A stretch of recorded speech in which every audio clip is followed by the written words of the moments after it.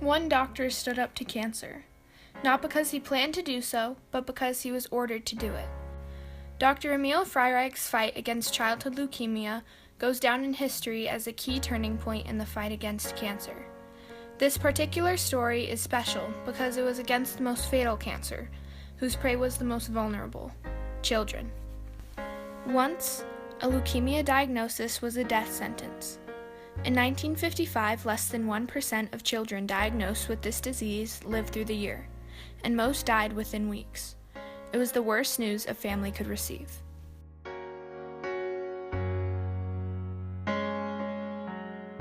Today, Dr. Emil Freireich is 89 years old. I was able to interview him in late 2016 and ask him what it was like to have to treat children with leukemia back then. That is extremely difficult because you have to deal with the parents, with the child, and with the horror of these 4-year-old children bleeding to death. It's very difficult.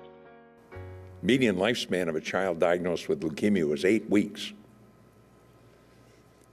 Less than 1% lived a year after the diagnosis. But that wasn't the worst part.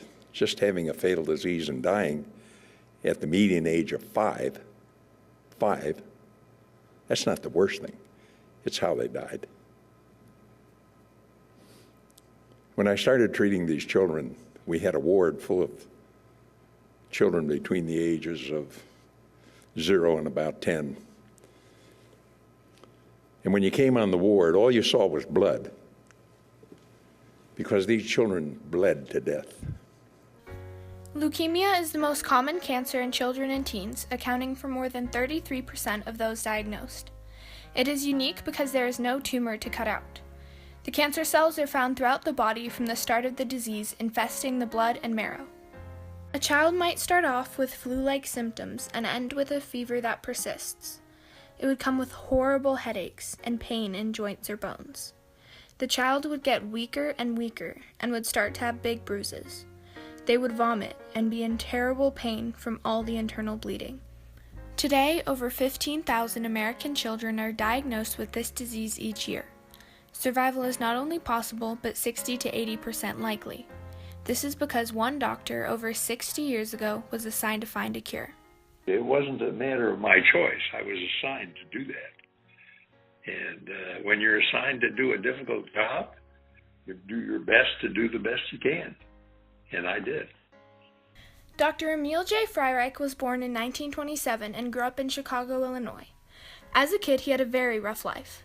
His father died when he was 2, and his mother went to work in a sweatshop, sewing all hours of the day, 7 days a week. As a kid, he roamed the streets. He didn't feel love from anyone. Life was more bitter and hard than good. Once when he was sick, he had a doctor tend to him, and this doctor was the first well-dressed, well-mannered man he'd ever seen. It was then that he started to think he might want to be a doctor. He went to college and after that medical school, graduating in 1949. He went on to specialize in blood research and took a hematology fellowship.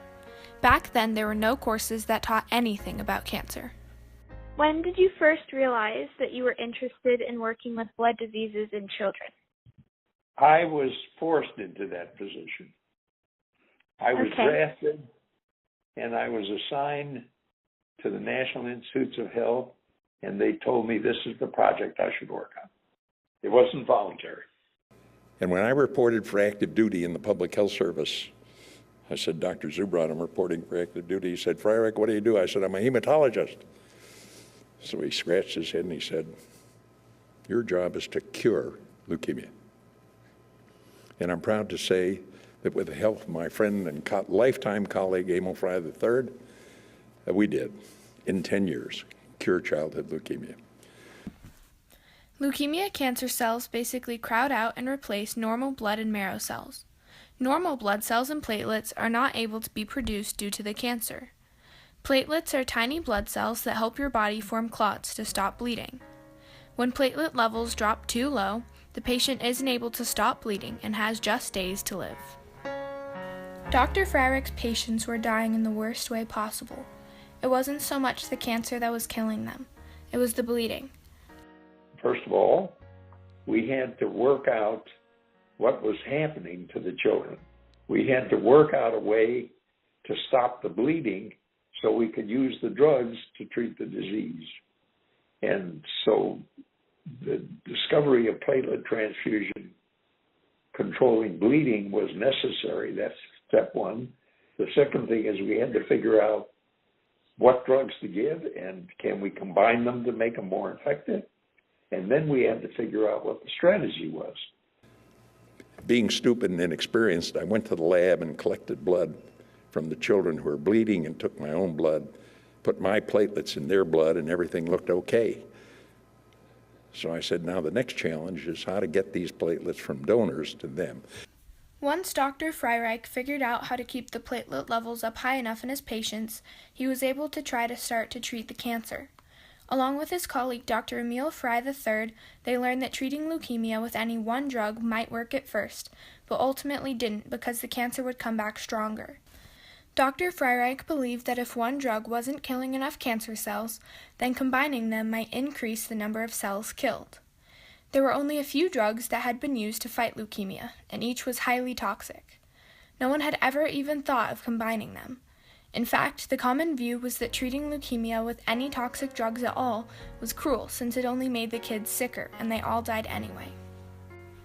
In order to complete his trials, he had to take a stand against the common world view that it was unethical to treat children with multiple highly toxic drugs.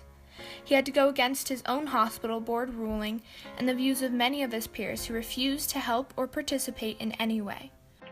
So, what was it like and how did you feel when you first saw that your child patients were finally responding to treatment and were getting better instead of getting worse? Oh, it's very satisfying. It's like any accomplishment. If you tackle a difficult job and you succeed, it gives you two things. It gives you the courage to continue, and the other is it gives you a lot of personal satisfaction. It was known that physicians didn't last long in the leukemia ward. It was just too hard to work there day after day with all the suffering. The fact that he stayed and remained determined to fulfill his duty of finding a cure is in and of itself miraculous. How did he push through the hardship of seeing the children die every day? What made him tough enough to stay in a job with such high turnover and burnout rates? Dr. Freireich believes that his toughness comes in part from his childhood. It's hard to know where your adult character comes from. But in my instance, I had a very traumatic childhood. My father died when I was 2. My mother was in a sweatshop. We were in the Depression. We had 10 years of real ugly living. And when you survive that, it gives you a characteristic that you can persist to achieve your goals, and you're tough enough to do it. In addition, Dr. Emil Freireich had an enormous sense of duty. When pressed on how he got through the difficulties associated with this particular job, he again says that he was just doing what he had to do. I was in a position where that was my job. I had parents, I had my supervisors, I had my colleagues in the leukemia research, I had the world. He even felt the entire world needed him to follow through on his mission. So, while a leukemia diagnosis was once a death sentence, now there is hope. Thanks to Dr. Emil Freireich, leukemia is no longer a disease that kills everyone in its path. Rather, it is a disease that can be cured.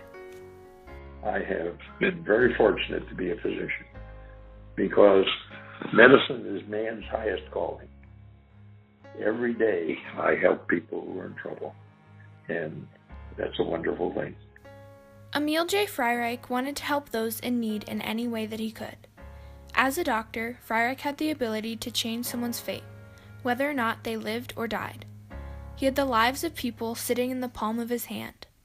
He knew the impact that he had on each and every patient, on each and every family, on the world.